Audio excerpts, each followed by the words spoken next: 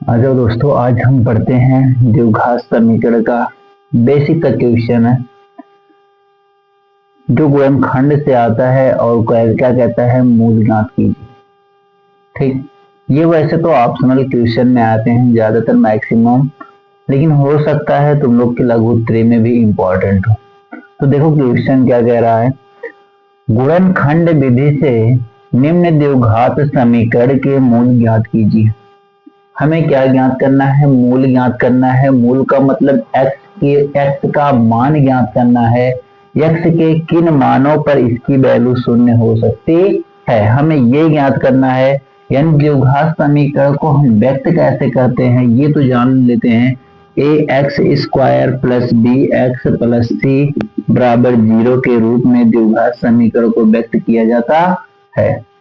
हमें क्या ज्ञात करना है, मूल ज्ञात करना है। तो हम पहले से करते हैं, वो भी कौन से मेथड से, गुणनखंड मेथड।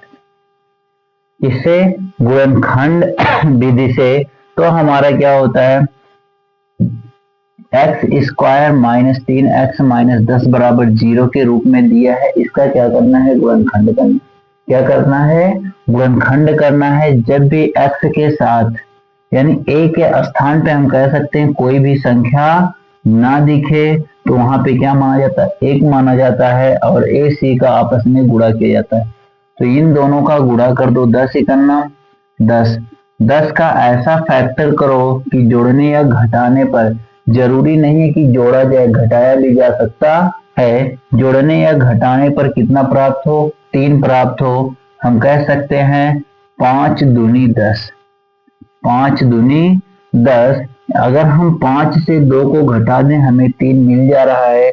इसी प्रकार हम इसको लिख सकते हैं x² माइनस 3 को 5 माइनस 2 लिख सकते हैं इंटू x माइनस 10 बराबर 0। ठीक, अब हम क्या करेंगे, x² माइनस, अंदर गुणा करें, plus minus minus 5x minus minus plus 2x minus 10 बराबर 0। दो का जोड़ा बना लो। अब इन जोड़ों में देखो क्या कॉमन दिख रहा है, कॉमन हमें x दिख रहा है। x कॉमन लेने पर यहाँ पे बचा 1x, यहाँ से x चला गया तो बचा क्या, -5, -5 प्लस इन दोनों में कॉमन क्या दिख रहा है, 2 कॉमन दिख रहा है। तो यहाँ पे बचा x माइनस 2 बच्चे 10 -5 बराबर 0। इन दोनों में अब देखो कॉमन क्या दिख रहा है। सबसे पहले कॉमन देखो, कॉमन क्या दिख रहा है, x -5 इसमें भी दिख रहा और इसमें भी दिख रहा। यानी कॉमन जो हमारा होगा x -5 होगा। तो x -5 हमने कॉमन ले लिया तो यहाँ पे बचा x और यहाँ पे बचा प्लस 2 बराबर 0। हमें निकालना इसका मूल्य, यानी अलग अलग बांट देते हैं। x -5 बराबर 0 तो x बराबर, इधर देखो -5 था, दूसरी तरफ जाएगा तो +5। ठीक, दूसरा देखते हैं x प्लस 2 बराबर 0। अब 2 को जब पक्षांतर करेंगे तो प्लस से माइनस, x बराबर -2।